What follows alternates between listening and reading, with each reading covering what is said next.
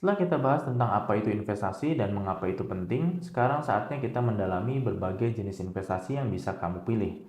Mulai dari saham, obligasi, properti, hingga aset lainnya yang mungkin belum kamu ketahui. Setiap jenis investasi punya kelebihan dan kekurangannya masing-masing. Jadi penting banget untuk kita memahami setiap aset sebelum kita mulai. Siapkan catatan kamu karena ini akan menjadi perjalanan yang menarik.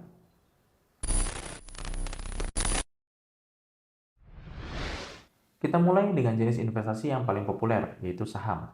Saham adalah bukti kepemilikan atas suatu perusahaan. Saat kamu beli saham, kamu sebenarnya sedang membeli bagian kecil dari perusahaan tersebut. Keuntungan dari investasi saham biasanya berasal dari dua sumber utama, dividen dan capital gain. Dividen adalah pembagian keuntungan perusahaan kepada pemegang saham, biasanya dalam bentuk uang tunai. Sementara itu, capital gain terjadi ketika kamu menjual saham dengan harga yang lebih tinggi dari harga beli. Tapi, seperti yang kita sudah bahas sebelumnya, saham adalah investasi yang volatil. Nilainya bisa naik turun dengan cepat tergantung pada berbagai faktor seperti kinerja perusahaan, kondisi pasar, dan ekonomi global. Oleh karena itu, penting bagi kamu untuk melakukan riset sebelum membeli saham. Jangan hanya tergoda oleh rumor atau tren sesaat. Investasi saham membutuhkan pemahaman yang baik tentang perusahaan yang kamu investasikan, serta strategi yang tepat.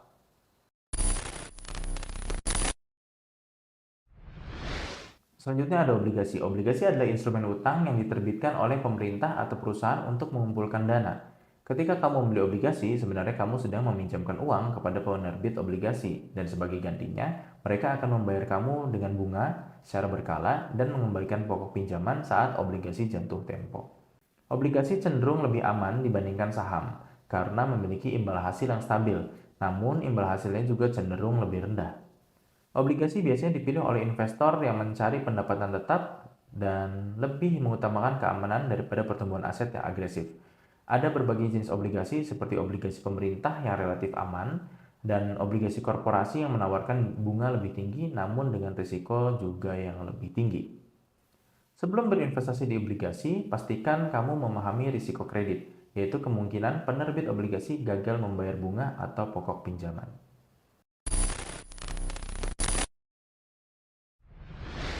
Jenis investasi berikutnya adalah properti.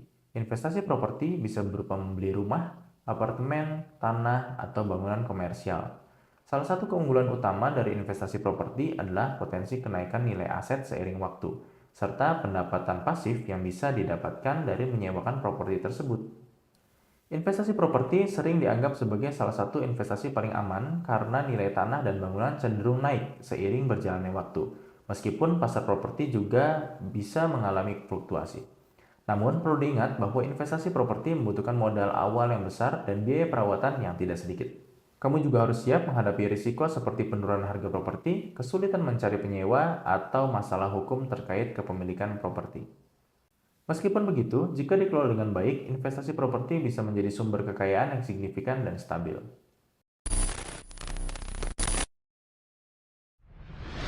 Tentu saja masih ada jenis-jenis investasi yang lain yang juga menarik untuk dipertimbangkan, misalnya reksadana, di mana uang kamu dikumpulkan bersama uang investor lain dan dikelola oleh manajer investasi untuk membeli berbagai aset, seperti saham, obligasi, dan aset-aset lainnya. Reksadana cocok untuk kamu yang baru mulai investasi, karena risikonya lebih tersebar dan dikelola oleh ahli. Ada juga investasi di komoditas seperti emas, perak, cryptocurrency, atau minyak. Emas sering dianggap sebagai aset safe haven yang artinya cenderung naik ketika pasar saham turun. Lalu ada juga investasi dalam bentuk mata uang kripto yang sedang booming seperti Bitcoin dan Ethereum. Namun perlu diingat bahwa investasi kripto sangat volatil dan risikonya tinggi. Jadi sebaiknya hanya dilakukan jika kamu sudah memahami apa itu cryptocurrency dan siap dengan risiko yang ada. Setiap jenis investasi ini punya karakteristik yang berbeda-beda, jadi penting untuk memahami mana yang paling sesuai dengan tujuan dan profil risiko kita. Jadi, setelah kita membahas berbagai jenis investasi, apa yang bisa kita simpulkan? Tidak ada investasi yang sempurna untuk semua orang. Pilihan terbaik adalah yang sesuai dengan kebutuhan, tujuan, dan toleransi risiko kamu. Jika kamu ingin pertumbuhan cepat dengan risiko yang tinggi, saham atau cryptocurrency mungkin cocok. Jika kamu lebih suka keamanan dan pendapatan tetap, obligasi atau properti bisa menjadi pilihan. Ingat, diversifikasi adalah kunci untuk meminimalisir risiko. Jangan menaruh semua uang kamu di satu jenis investasi saja. Jangan lupa untuk subscribe, like, dan share video ini jika kamu merasa konten ini bermanfaat. Sampai jumpa di video berikutnya.